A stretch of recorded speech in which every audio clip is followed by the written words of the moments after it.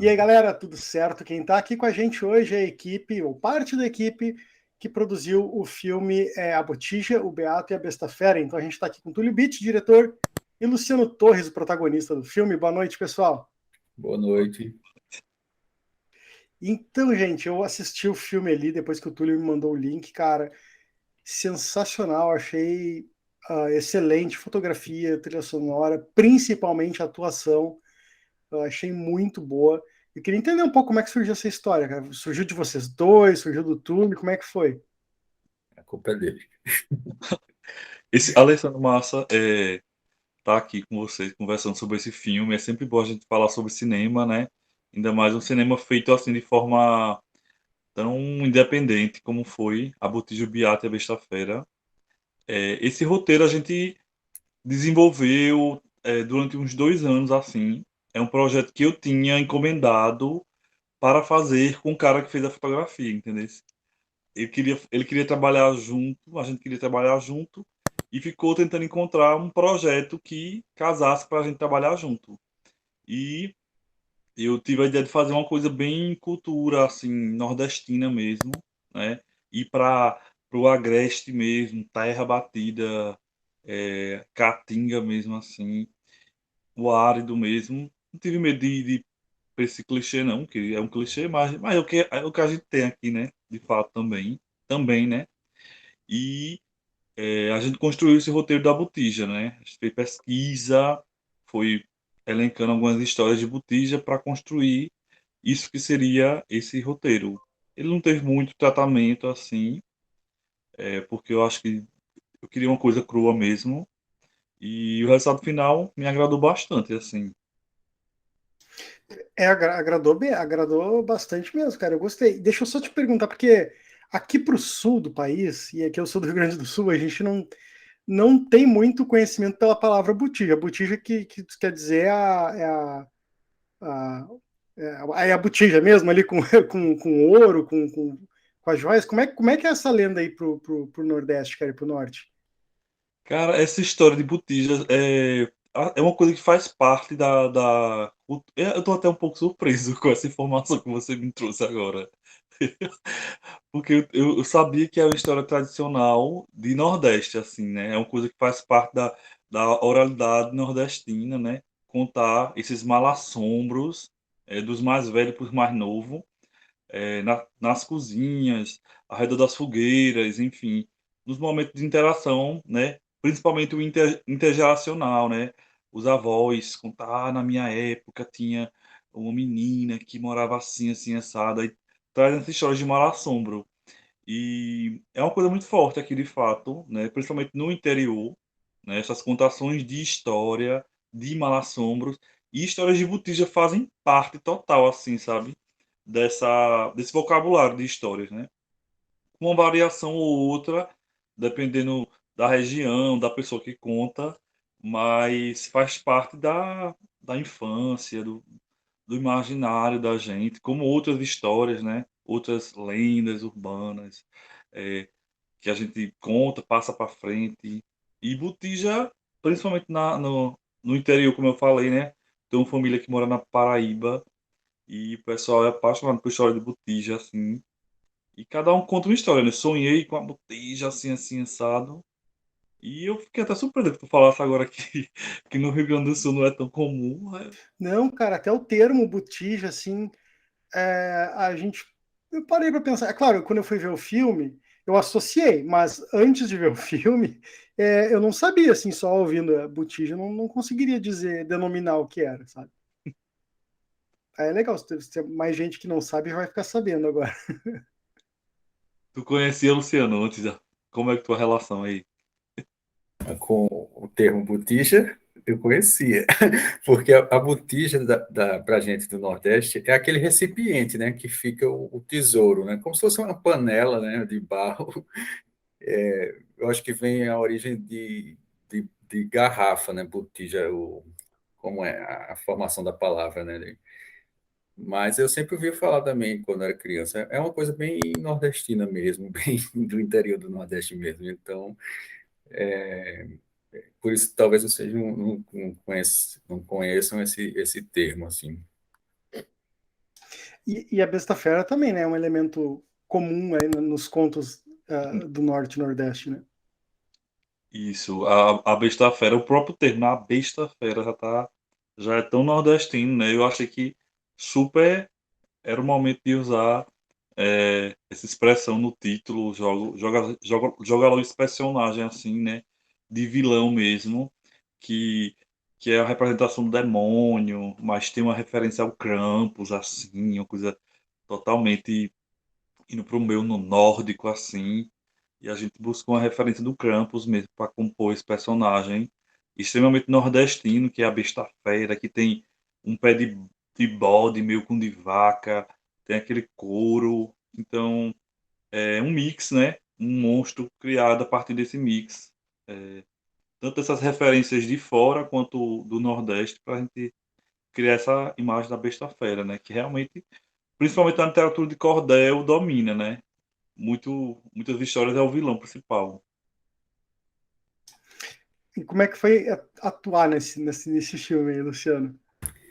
Olha, foi bem imersivo o processo, que a gente já chegou na locação. E eu fiz praticamente um laboratório com essa chegada na locação, porque o acesso para o local onde a gente ia filmar era muito difícil, o carro não chegava, o carro da produção. A gente teve que caminhar alguns minutos a pé subindo uma ladeira e carregando todos os equipamentos, etc. Então, isso aí já me ajudou assim na formação do meu personagem, daquela busca daquele homem, daquele beato que tinha que ir em busca daquele tesouro no alto de uma montanha. Então, era uma subida bem íngreme, então já ajudou, já fui bem, já comecei a fazer o laboratório e incorporar aquela situação, o ambiente em si também, né? Agrestino, aquela aridez, aquele sol causticante e aquela vontade do personagem de ir atrás de superar os obstáculos para atingir o seu objetivo. Realmente foi. Caiu como uma luva essa dificuldade da produção, porque já me ajudou bastante a entrar no personagem. Nossa, cara, eu achei assim, eu achei a atuação realmente muito boa. Obrigado. É, as expressões, assim, via que é a linguagem não verbal toda, assim, no contexto do filme, cara, ficou muito bom. E O parabéns person... para vocês, né, que agora estão no Cine Caos ali, também comentou aquele, o outro O Orocine, o Orocine. É. isso. Então, no Orocine. Saímos agora de Taquaritinga, né? O Curta Taquari. Esse filme, na verdade, é agora que tá chegando em Pernambuco, que é uma coisa esquisita. Tipo, porque a gente pensou o filme, eu pensei o filme para Pernambuco, sabe? Para o interior de Pernambuco, para o Agreste, para o Nordeste. E o filme fez um circuito completamente contrário, assim. A gente começou a escrever em festivais locais, assim, não teve muita aceitação no início. E ele começou a bombar fora, assim. A gente teve o primeiro festival, foi um festival na Itália, na Lombardia, por ali. E depois fez Inglaterra, Irlanda, né? Fez toda aquela parte de Europa. A gente foi para a Ucrânia, ganhou um prêmio na Ucrânia. A gente foi ganhando prêmio fora. E agora que a gente está chegando em Pernambuco. Então foi uma coisa meio contrária do que eu imaginei de início. Mas eu tô muito feliz porque acabou dando certo, né? Que foi exatamente o tempo dos festivais voltarem a ser presenciais. Então foi massa por isso. A gente já começou a participar de uns presenciais aí e foi incrível. Tanto Taquaritinga como Morocino vai ser presencial também, lá em Orobó, Pernambuco. Cara, e deixa eu te perguntar como é que é a sensação, assim, primeiro curta, né? Já tem aquele receio, assim, vou fazer, não sei como é que vai ser e tal, e aí já sai ganhando prêmio internacional e tal. Como é que é isso, cara? Cara, foi realmente surpreendente, assim. É, sem falsa modéstia, de fato, assim. Não tinha uma pretensão desse filme ter a repercussão que teve, de fato. Realmente eu tinha uma pretensão de registrar essa história, né? Essa de Botija, que eu sinto que é uma coisa que se perde por ser oralidade, naquela coisa mais volátil, que vai se perdendo, e pelos costumes que vão mudando, né? Então, eu quis registrar esse pedaço, né? Tanto da minha infância, como dessa coisa do Nordeste de fato. E que outras pessoas, como você, por exemplo, conhecesse histórias de Botija, né? Se alguém perguntasse, vai dizer, já conheço história de Botija. Então a pretensão foi mais ou menos essa, né? Não tinha essa pretensão de alcançar esse público, mesmo porque naquela época eu nem conhecia de distribuição direito de curta. E o filme passou por quê? 30 festivais, mais de 30 festivais já, né? A gente já ganhou uma porrada de prêmios. Luciano, inclusive, aí ganhou melhor ator na Índia, né? Então, então foi muito massa, assim. Foi surpreendente o resultado que a gente teve. Que massa, parabéns, Luciano. Esse aí foi bem merecido, hein? Obrigado. E é engraçado que eu nunca ganhei o prêmio de melhor ator no cinema, assim, aqui no Brasil, e ganhei esse na Índia. Foi o primeiro prêmio de melhor ator no cinema.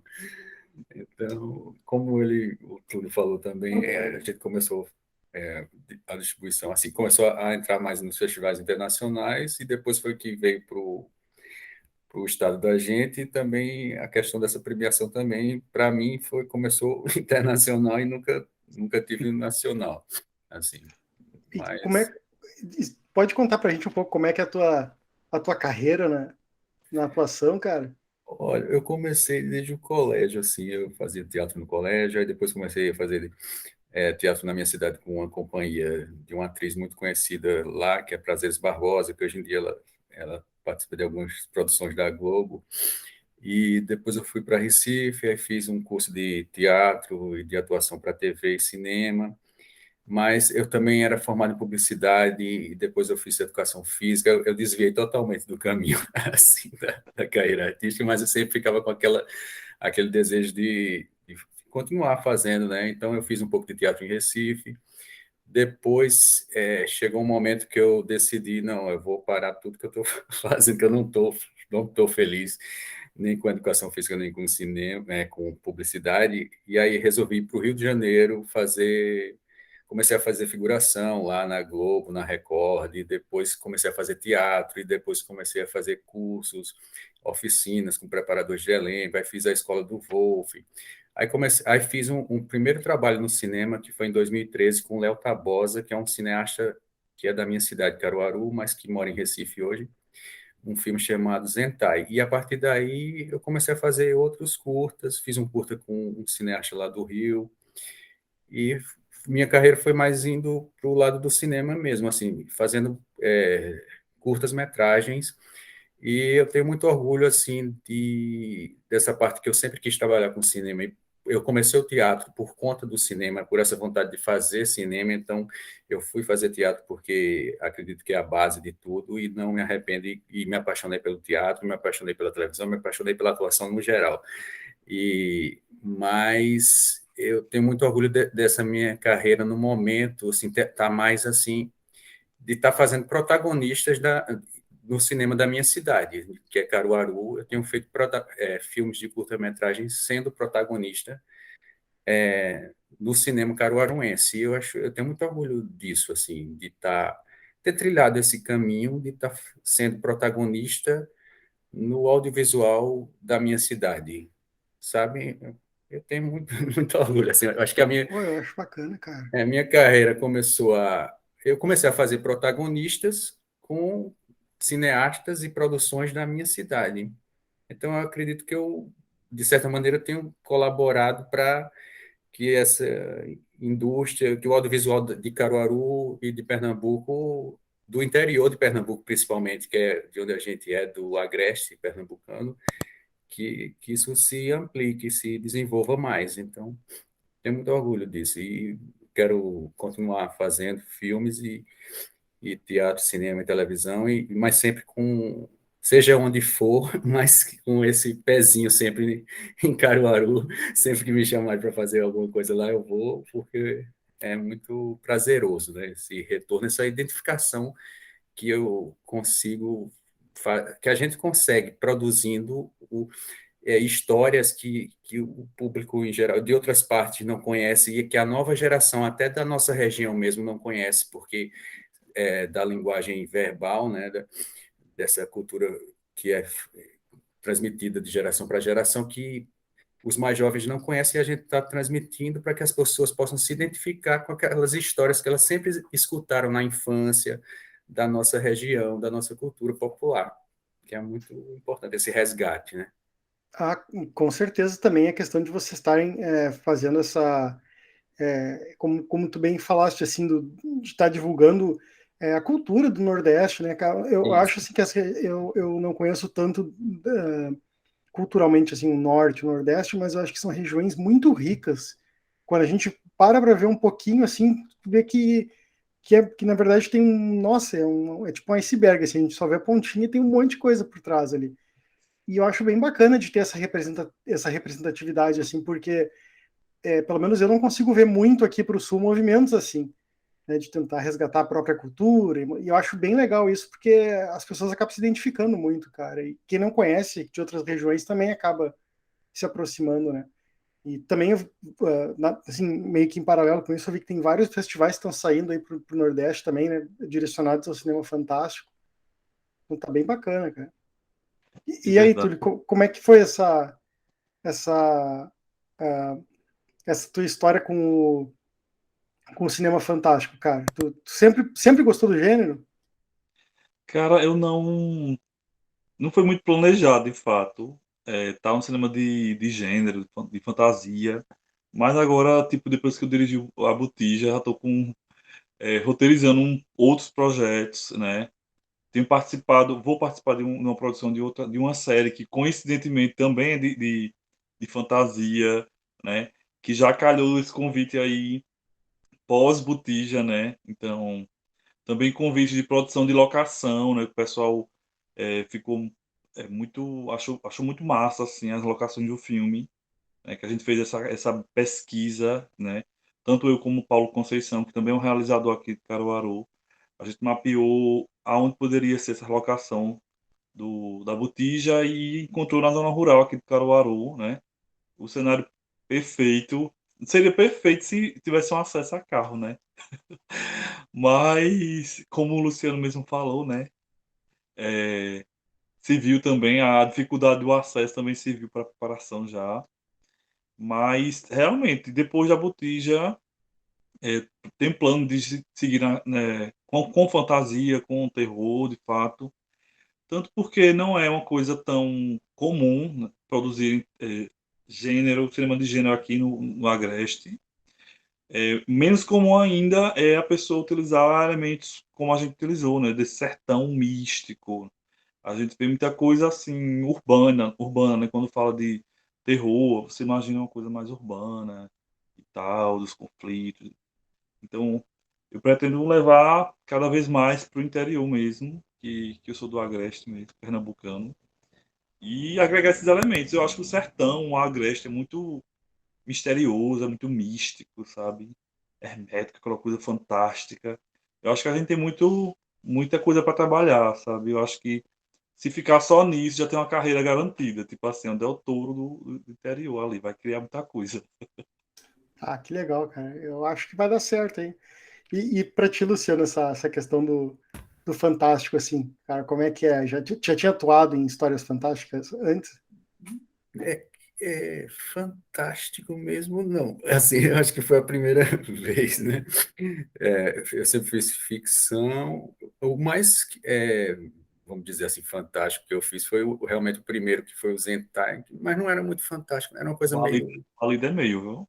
Não tem uma coisa meio fantástica o Zentai, é uma coisa meio de fantasia, mas dessa parte da cultura popular mesmo, o fantástico mais voltado para a cultura popular, acredito que foi a primeira vez foi com a Botija. Mas eu gostei muito, assim, de trabalhar nesse cinema de gênero, assim, de fantasia, assim. Mas eu acho que o Balido também, né? O Vale. Balido interno também tem uma fantasia também. Esses dois foram, assim, os que me iniciaram no cinema fantástico. Eu até perguntei porque eu fico curioso, porque eu acho esse gênero sensacional, assim, porque pode abordar literalmente qualquer assunto, né? Porque é fantástico. Qualquer coisa dá para fazer a história que quiser. E é um gênero que às vezes tem muito preconceito ainda, né? no mercado, assim. Então, mas eu acho que é bom pegar esse gênero, assim, a minha opinião, pegar se tem preconceito e usar para transgredir, né, para mostrar mesmo, para chutar a porta, né? Exatamente. Eu acho que eu concordo contigo, tem muito preconceito ainda. A gente percebe que o pessoal ainda enxerga uma coisa muito como de nicho, assim, né? Os doidos do terror, assim, festival de terror específico, e não consome porque considera que aquilo vai ser um apelo fácil, barato, que de fato não é, né, cara? Tem os festivais que a gente participou, que a gente houve trocas maravilhosas, assim, realizadores incríveis, abordagens surpreendentes, utilizando a fantasia para o social, criticar o social de fato. E eu acho isso maravilhoso, sabe? Não é uma simples alegoria, né? É usar aquilo para comunicar de fato com qualidade que há realmente esse preconceito, né? Tanto com a fantasia quanto com o terror. Eu até comentei já isso em outras ocasiões aqui, mas eu acho que, por exemplo, quando a gente vê e para mim é um exemplo muito bom disso, o Clube dos Canibais, que foi filmado lá em Fortaleza, né, se não me engano, é um filme que tem uma crítica social fantástica, assim. Uhum. Eu achei ele tão bom, a mensagem tão boa quanto o Bacurau. O Bacurau ele é mais gore, mais É. explícito, assim, né? Uhum. É porque E, cult, né? Já chega a ser cult, né? O Kleber. A outra vai sim, para um gênero mais com força, aí tem essa diferença. Pô, o pessoal já classifica, já categoriza, né? É normal. e quais foram as referências assim que mais pegaram assim para fazer a botija? Cara, foi uma mistureba total, assim, sabe? Mas, assim, na raiz ali tá o Mujica mesmo, né? Tanto pela questão da inventividade com um pouco, né? Quanto pelo universo mesmo dele, universo fantástico de horror. Foi minha grande referência, mas óbvio que tem aquelas referências. Já vi gente dizer, enxerguei Freddy Krueger nesse filme. Eu digo, cara, se enxergou, tá aí, né? Estamos aí, né? Tem umas cenas que é super Freddy Krueger. Eu disse, Ó, nossa. foram as garras da besta fera. Eu disse, tem também. Quem disse que não, né? Vermes malditos também. Tem também, minha gente. A gente não tem. Nossa, mas o núcleo sendo assim brasileiro, né, Mujica e tal, é um orgulho, né? A gente conseguir sair do país e ir para outros festivais assim levando uma coisa tão original, né? É, cara, é uma coisa tão local, né? É isso, me surpreendeu bastante isso. Quando a gente ganhou o prêmio de roteiro na Ucrânia, eu fiquei tipo. Eu nunca imaginei que alguém fosse de fato compreender, né, tantos signos tão locais, como a gente colocou, né, a ponto de premiar como melhor roteiro. Achei massa. Obrigado pelo reconhecimento, né? E fiquei um pouco surpreso de fato, né, pela repercussão do filme fora, porque foi uma coisa, como eu falei, ressalto, pensada muito para o local mesmo. Mas é aquilo, né? Quando a coisa é tão local assim, se torna global, enfim. Estamos aí tudo E, conectado. cara, como é que foi? Você estava falando aí da questão das garras e tal. Eu achei a Besta Fera muito bem caracterizada, porque a gente vê que assim, não é um efeito especial assim de um orçamento altíssimo, mas ao mesmo tempo é um personagem que ficou muito bem construído, não é aquela coisa que tu olha e diz assim, não, mas isso aqui ficou mal feito. Não, ficou muito bom, cara. Eu até nem sei dizer o que aquela besta fera me causou, porque não é medo, não é susto, é um sentimento meio diferente, assim. Era isso mesmo que vocês queriam passar, assim, como é que foi? Exatamente, exatamente. A gente não quis carregar muito essa coisa do maligno em cima dela. É um personagem extremamente ambíguo, sabe? Ela tem uma coisa do masculino, do feminino. A gente percebe que tem um momento que ela vai caminhando para casa, principalmente, que é onde a câmera pega mesmo o movimento de mãos dela, assim, de braços. Para fazer a Besta Fera, a gente chamou, botou no elenco um ator dançarino de fato, que foi o Denis Oliveira, porque exigia essa expressão corporal, né? Não era um monstro engessado que tinha aquele objetivo de matar simplesmente, né?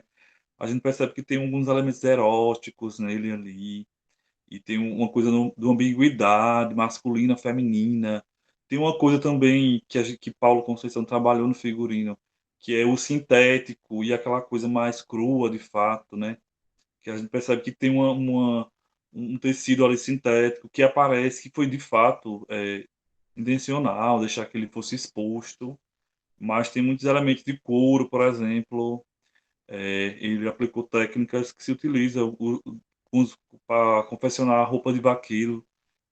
Tem uma parte de metal que a gente foi de fato ver como é que trabalhava artesanato em zinco aqui na feira de Caruaru. Então, é um personagem complexo, né? Tem a questão de LED, né, de fato também, que é outra coisa que grita assim. O LED com aquela roupa tipo de um vaqueiro. Então, enfim, é um personagem extremamente conflitante e foi intencional que ele ficasse não só direcionado a um lado, assim, que ele ficasse em aberto, de fato. E eu gosto do resultado final dele. Com as imperfeições, ele se torna perfeito. Pô, ficou muito legal mesmo. Agora, se a gente puder falar um pouco do roteiro, assim, não do roteiro, mas da história em si, o, tem elementos ali da história que, por exemplo, eu não entendi se são elementos que vêm de um folclore, assim, já de uma história, ou se é algo que está só no filme ali, que foi construído ali. Por exemplo, a gente vê a faixa branca na frente da casa, e aí a besta fera cruza na minha cabeça era tipo assim, ali o protagonista perdeu a fé, foi lá enterrar a santa lá, e a partir desse momento aquela proteção ali desfez e a besta fera entrou. Eu não sei se eu fiz uma leitura certa, o que disso é do folclore e o que é do filme. Aham. Exatamente, você fez uma leitura correta. A intenção era exatamente essa, de fato, dessa coisa da proteção, né? Que o conflito do Beato, de fato, é essa, né? Quando ele abre mão daquela fé, daquela vida de miséria, de fato, né? Aí a gente já faz uma referência à questão religiosa, né? Que prega, né? Aquela coisa mais arcaica que o ser humano seja desprendido de qualquer vaidade, qualquer orgulho, qualquer ambição. Então, ele é tentado várias vezes a ir em busca dessa vida melhor, né? Dias melhores, dessa ambição dessa botija que não é só a botija material, de fato, que a gente percebe logo naquela questão do sonho no início, aquele onírico. Tem vários elementos ali ambíguos em relação a sexo também, a satisfação, ao prazer. Então, essa busca dele em relação a isso é um conflito que não vai só para o material, que vai para o espiritual, para o físico. E a gente usou alguns elementos das histórias de Botija, que a gente percebe que tem um padrão de coisas que se repetem. E a partir daí é onde a gente não ia só apenas reproduzir esses clichês da história de Botija, né? A gente construiu a partir disso. Então, algumas coisas são clássicas da história de Botija, como, por exemplo, sonhar. Muita gente diz, né? Cada um conta uma história diferente, uma abordagem diferente. Que quando você sonha com Botija, você não pode contar o sonho. Por isso, o personagem de Luciano ele não verbaliza, é, não tem um diálogo com a esposa quando ela pergunta: Você sonhou? Aí ele não se comunica com ela, porque é uma das regras da história de Botija, né? Dizem que é essa, você não falar e que você é tentado, né? Acontece algumas tentações para você chegar lá, entendeu? Tipo um calvário que você passa para você poder alcançar aquele objetivo final. E foi o que a gente tentou passar, né? Que ele fosse tentado nesse caminho até chegar no objetivo final, que era a botija. E tudo tem um preço, né? A gente vê ele no final do filme também, né? Mas, Luciano, um pouco antes de tu entrar ali, o Túlio estava contando que tu tá na Argentina, cara. Tô. Tá em busca da tua botija. Tô em busca de botija na Argentina. Não, eu vim aqui estudar, trabalhar. Estou aqui em busca de uma carreira internacional. Não, Pô, mas sem bacana, cara. brincadeira, sem brincadeira. Cinema argentino é muito bom, cara. Pois é, eu sou muito fã. Aí eu, eu vim aqui. Não, eu sempre senti uma necessidade de buscar mais ferramentas para a minha atuação, porque eu nunca tive um curso superior de artes cênicas, né? Eu fiz um curso técnico na escola do Wolff, mas não foi um curso superior. Então, eu sou um ator que eu gosto sempre de estar me aperfeiçoando cada vez mais no meu trabalho, assim, e eu sinto falta de mais ferramentas para o meu trabalho. Então, eu vim estudar atuação na UNA, que é a Universidade de Belas Artes, e também estou aqui em busca de fazer alguma produção daqui, algum curta-metragem. Estou na busca disso aí também, que eu acho que vai acrescentar muito na minha carreira, não só essa experiência internacional de estar morando aqui, mas de estar estudando e trabalhando aqui também. Eu estou em busca disso. Pô, com certeza que contribui, é outra cultura, né, cara? Tudo. É, E daqui a pouco, quando vê, cara, sai o filme de Ricardo Darín e Luciano Torres. Ai, pois é, meu ídolo também, ele e o filho dele, eu gosto muito. E gosto muito também do Esbaralha, do Léo Esbaralha, Leonardo Esbaralha. cara, eu te confesso que eu não lembro de nenhuma. Ele Não, fez Plata Queimada, ele tem feito muitos filmes que são co-produções com a Espanha, né? Ele fez o do. Meu Deus do céu, como é que eu esqueço? O fodão. Desculpa, pode falar a palavra. Desculpa. aqui tá aberto, cara, pode falar, não Não, tem mas problema. aquele filme daquele cineasta bem famoso, espanhol. Moldova. Ajuda aí, Túlio. Como? Almodóvar tá falando de Moldova. Almodóvar, ele não fez o anterior a esse último, né? Como é? Julieta.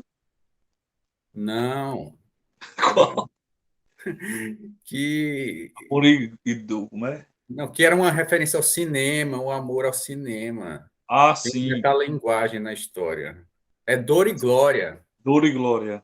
Pronto, o Esbaralha participou do Dor e Glória. Ele era o namorado do personagem do Antônio Bandeiras. Não sei se, Eu acho que eu não vi esse filme, cara, tem que procurar pra mas ver. é muito, Ah, muito legal. Almodóvar é bom. O cinema espanhol é muito bom, o cinema latino tá aqui também muito bom. Uhum. E aí a gente. Gosto muito. E agora tá emergindo ali, vocês não têm ideia, gente, de como. E eu tô impressionado, porque eu comecei meu canal há pouco tempo, sendo aqui do Sul, a quantidade de. A maioria das pessoas com quem eu converso aqui, no mínimo 50%, são do Norte e Nordeste, cara. Tipo, e muito talento, gente. Nossa, vocês estão tão privilegiados aí nesse talento todo para as artes. Vale, e também muitos festivais, né? Tá surgindo muito festival aqui no Nordeste. Tanto de gênero como outros, né? Aqui em Caruaru a gente tem o Festival de Cinema de Caruaru, muito legal. Tem o Fest Cine Itaúna também. Como eu falei, tem o Orocine, que é em Orobó aqui também, Agreste. Tem o Curta Taquari, que é um festival que tá super, assim, tá enorme no Brasil. É uma referência já. E tem o Cine PE também, tem um Janela, que é o do Kleber Mendonça. Tem um monte de festival. Eu acho importantíssimo o festival, porque tanto forma público, né, que não conhece curta-metragem, que é uma coisa tão restrita, como tem as formações, né, as experiências, você conhece gente nova, realizadores, e eu acho isso incrível, assim, para estimular a cinefilia de fato. E agora eu já vou até dar uma dica, não sei se vocês já se inscreveram, mas vai ter o Sinistro, que vai ser o primeiro festival ali de Fortaleza. Inscrito faz tempo, viu? Ó, vamos lá, Wesley. Seleciona aqui o pessoal aqui que tá bom o filme. Aqui, já faz tempo que eu inscrevi. Inclusive, divulguei lá no Tô Dentro Festivais, que eu faço parte do Tô Dentro Festivais. Aí é um canal do YouTube, do Instagram que a gente divulga festivais aí. Então, quem tiver festival, pode botar lá no Tô Dentro Festivais, que a gente divulga o pessoal. Divulguei o Sinistro lá também.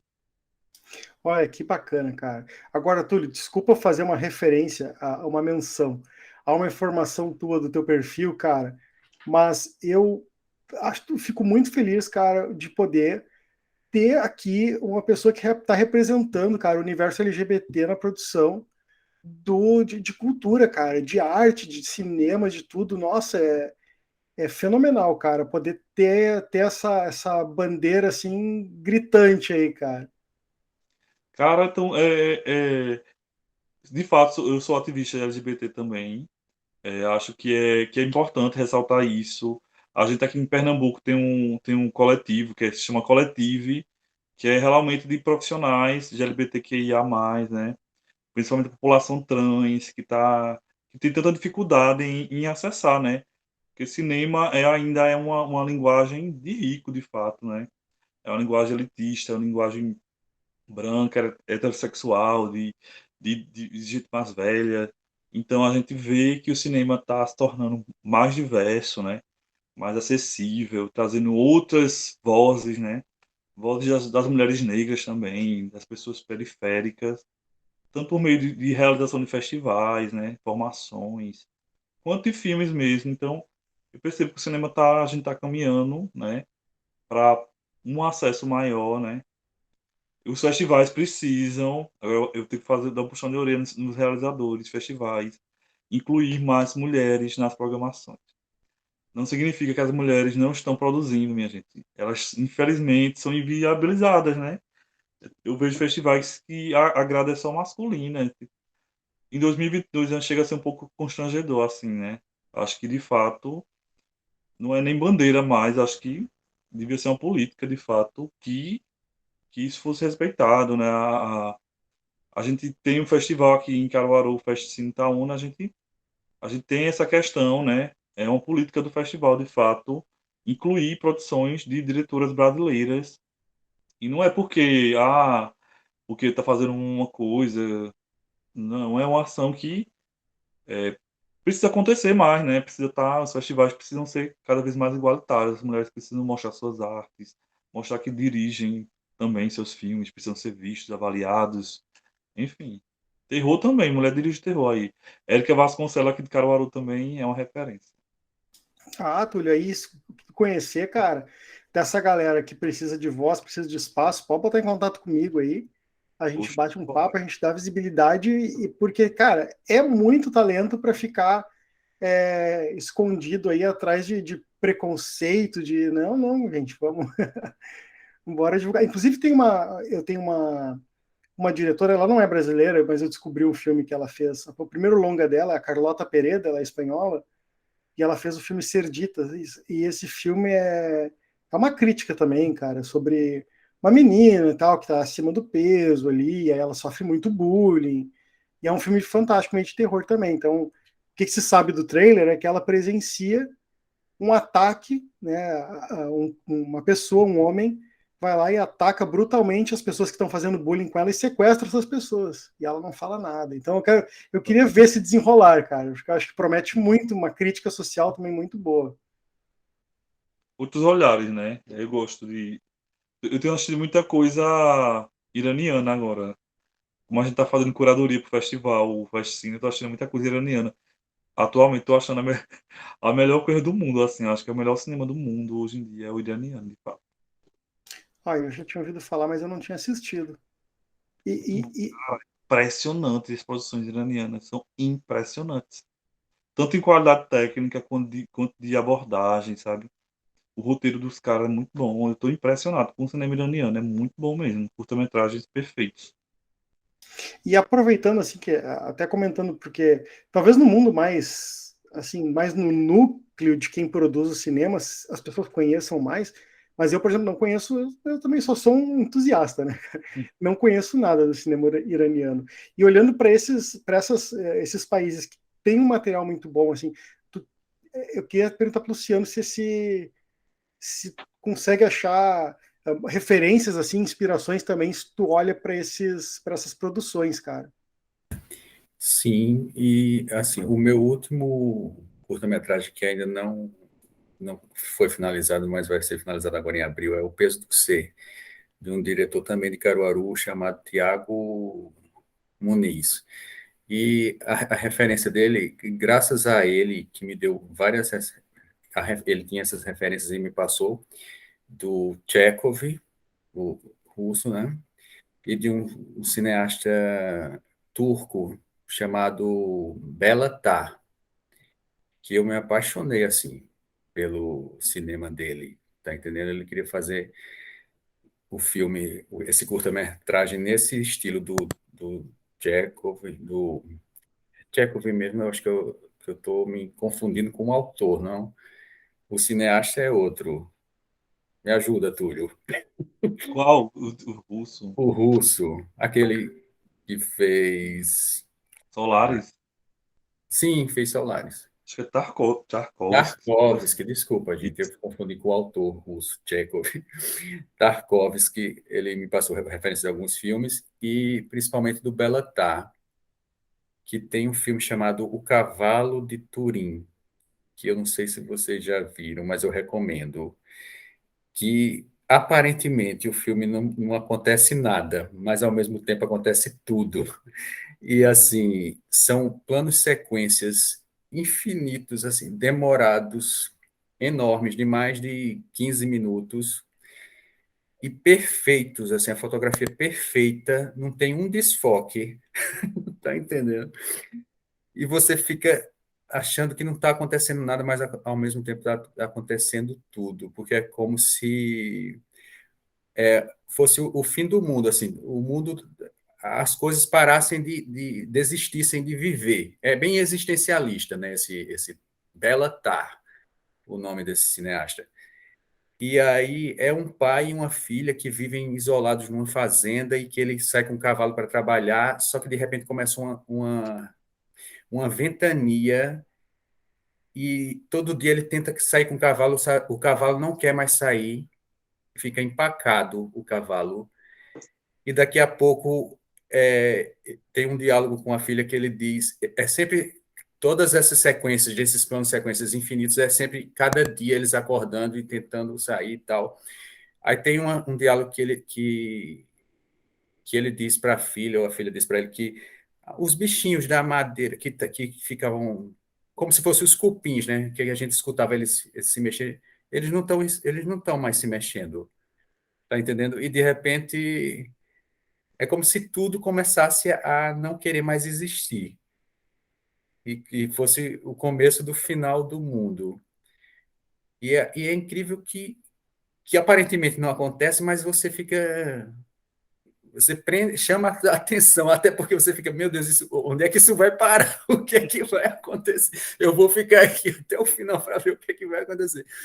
E, ao mesmo tempo, aí você percebe que o importante não é o que está acontecendo ou não, é o que está acontecendo dentro dos personagens, né? É uma coisa bem existencialista mesmo, assim, e bem profunda. E esse filme é tão profundo assim, né? Que foi o último filme dele, que ele fez esse filme e disse, pronto, agora eu não tenho mais nada a dizer, assim, não tenho mais nada a realizar. Acabou minha carreira.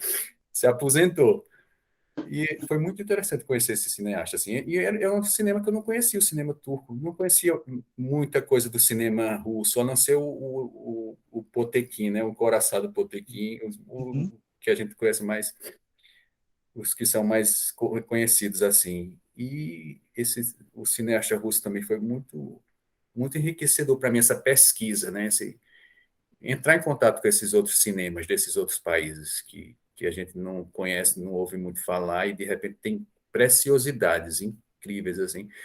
Tem outro filme desse Béla Tarr que é a Harmonia Westmeister, também é um nome bem estranho, assim, mas se vocês puderem pesquisar também, que também foi outro que me tocou muito, assim, um plano de sequência também, ele tem essa pegada, né, de fazer esses planos de sequências enormes, e tem um incrível também nesse filme, que eu recomendo. Bela Tarr, pesquise. E Ó, outros já cinemas tá, aí. tá anotado já. Esse já vou guardar aqui, cara. Sabe que eu estava comentando sobre plano, é que não chega bem a ser plano sequência, né? Mas eu gostei bastante do, eu acho que não é plano sequência, cara, do Enter the Void do Gaspar Noé. Esqueci o nome em português, cara. Que também é em primeira pessoa o filme todo, e aí o cara morre e tal, e fica a alma dele. Tem uma parte filosófica também, bem legal. Mas aí já é outra pegada, né? O Gaspar Noé já é aqui de perto, né? É francês, né? É francês, né? Não, eu acho que ele é. Olha, cara, eu acho que ele é, pra te ter, eu achava que ele era argentino até, cara, mas eu vou até pesquisar aqui. Não é o de Clímax, né? Eu acho que. Pensei que É, era. ele é francês? Talvez seja, cara. Eu sou uma nulidade, cara. Eu não conheço, não. Aqui. Eu conheço, É. não. Não, ele é de Buenos Aires, cara. Buenos Aires. Olha aí, olha aí, Buenos Luciano. Aires. Olha aí. Olha aí. Ele fez Love, cara. Vocês viram Love?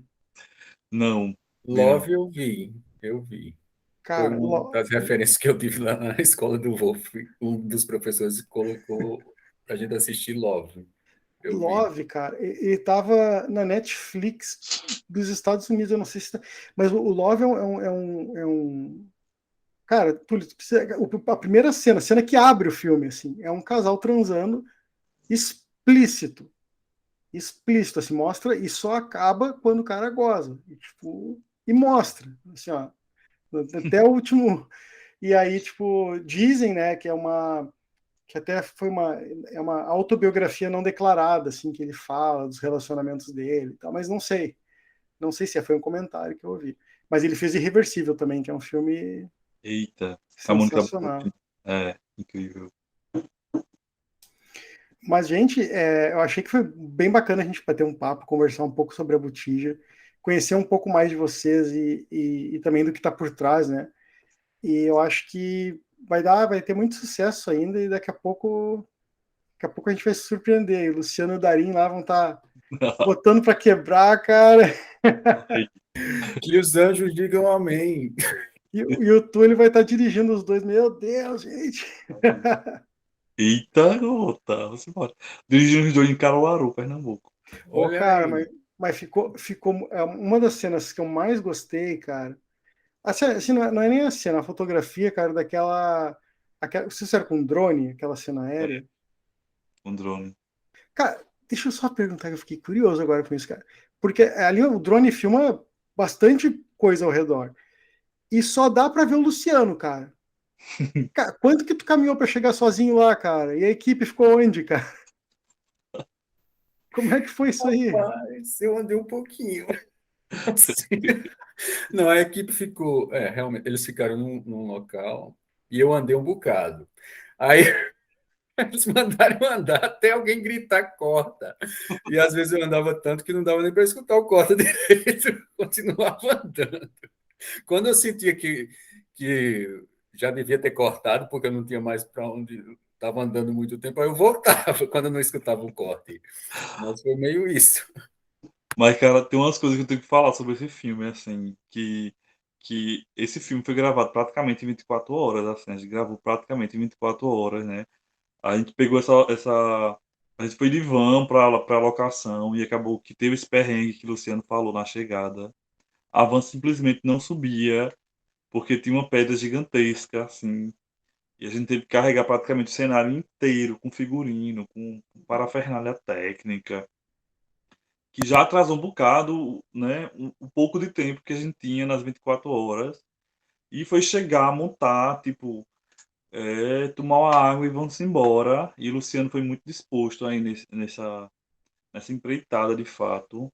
E a gente já chegou para gravar, tipo, vamos embora gravar, porque a gente só tinha uma noite na locação, de fato. Então a gente tinha que pegar aquela luz do entardecer.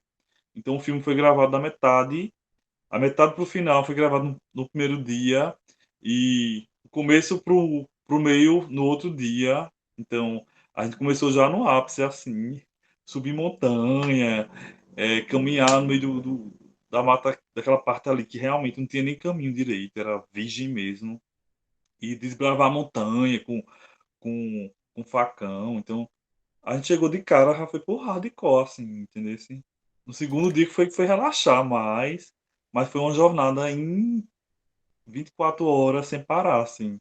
Não teve nenhum cochilo. 4 horas da manhã eu tava gravando a cena da fogueira lá. E a comunidade horrorizada, meu Deus, estão fazendo um pacto diabólico ali. É uma comunidade bem restrita, assim, bem isolada aqui em Caruaru. E rolou o boato que ia rolar uma mulher nua, e os meninos da comunidade tudo ficaram oriçados. Foi uma coisa bem assim, sabe? E aí, como é que foi a reação da comunidade quando eles viram a besta fera, cara? Cara, muito assim, é impressionante, assim, mas como eu tô falando, a Besta Fera não chocou tanto quanto a possibilidade de ter uma mulher nua na fogueira ali. Havia o boato, né, que ia rolar, mas que não era de fato, né? Então, mas gerou um burburinho na comunidade. Agora, a cena final que a gente gravou foi a cena. Eu vou dar um spoiler, né? É curta, né? Curta pode dar spoiler, né, gente? Que é a cena que ele tá na sala, que tá os corpos lá no chão e tal. E que a gente ensanguentou um menino que tinha lá, que morava na comunidade. Então foi bem impressionante. Essa família dele ficou chocada. Meu Deus, meu filho morto, cheio de sangue. E aquele bicho que parece um demônio. Que a senhorinha era bem religiosa, tipo, a casa era bem.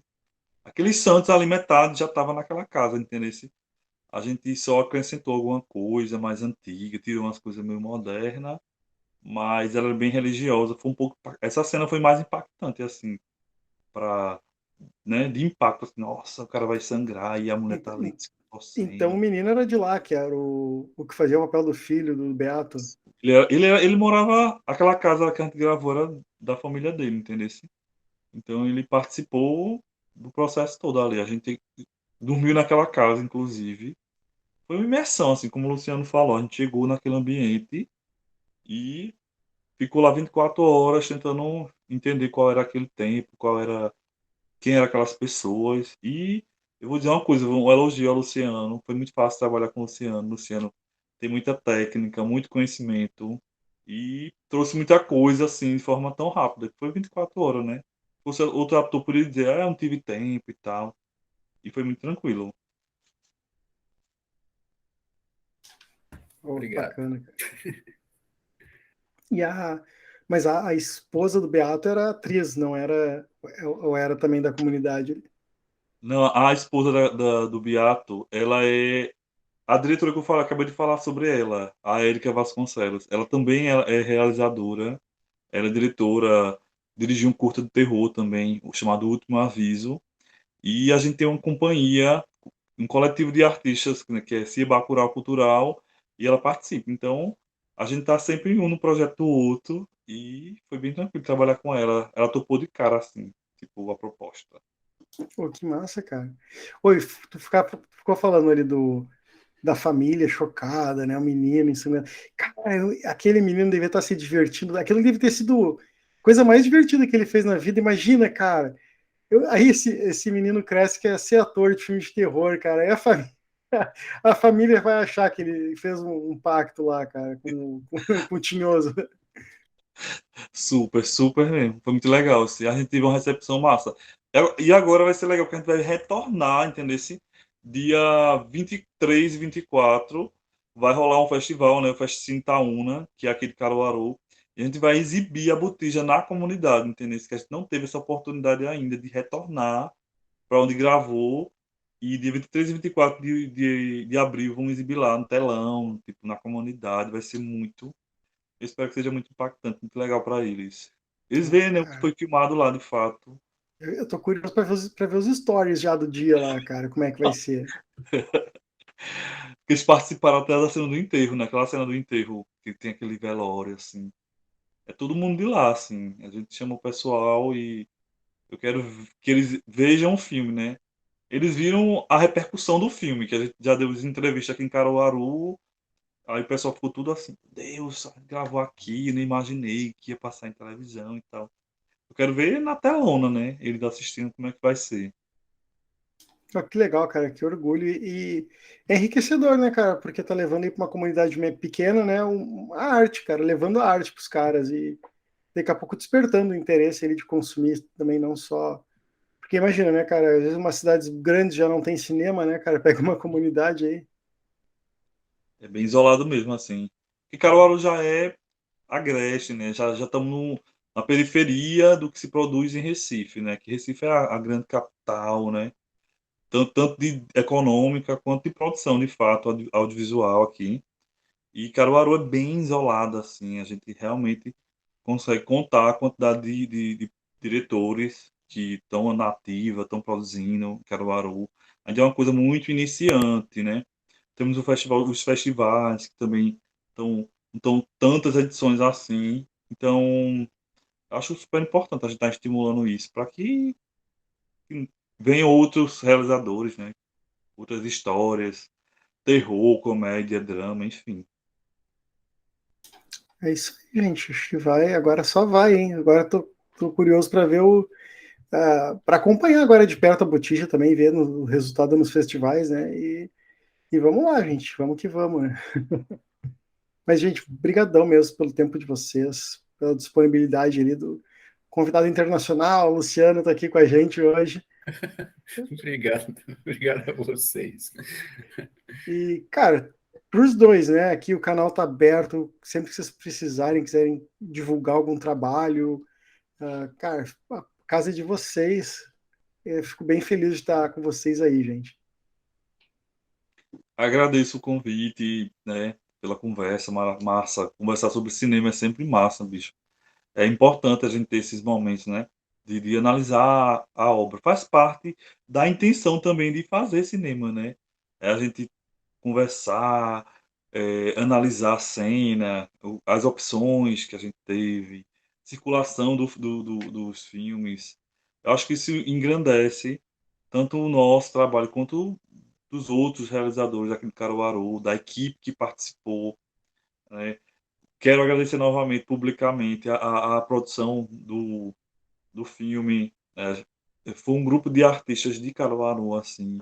Teve o Paulo Conceição, que fez maquiagem, figurino.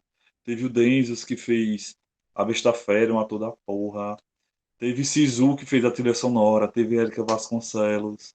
Então, são artistas daqui de Caruaru, né? Um filme extremamente caruaruense. Tanto todos os elementos que você vê ali na tela foram frutos de pesquisa para a construção daqui de Caruaru, entendeu? Trilha sonora foi feita na Rabeca, extremamente nordestina, figurino composto por elementos da feira de Caruaru. Então, assim, a gente buscou enaltecer de fato esses elementos de Caruaru, do agreste pernambucano, porque a gente acredita que isso é uma força, é uma potência de fato, como tu mesmo falou. Acredito muito nesse potencial da gente, acho que a gente tem muito a dizer ainda e ainda vamos mostrar muito mais, né? Tanto pelo cinema de gênero, como para um drama, para documentários. E é isso aí. Obrigado pela oportunidade, o Área 43, e vamos embora. Pô, valeu, gente. Obrigadão. Valeu, Luciano. Obrigado novamente, cara. Obrigado também pela E, oportunidade. Sempre bom falar de cinema, divulgar o trabalho da gente. Obrigado. certo. E o máximo de sucesso para vocês, cara. Valeu mesmo aí. Obrigado. Tchau, tchau. Tchau, Valeu. tchau. Tchau. Siga o Labutija no Instagram. Ah, pode deixar, cara. Tamo lá. Vamos ver pra galera que segue o canal e para seguir lá também. Valeu. Valeu.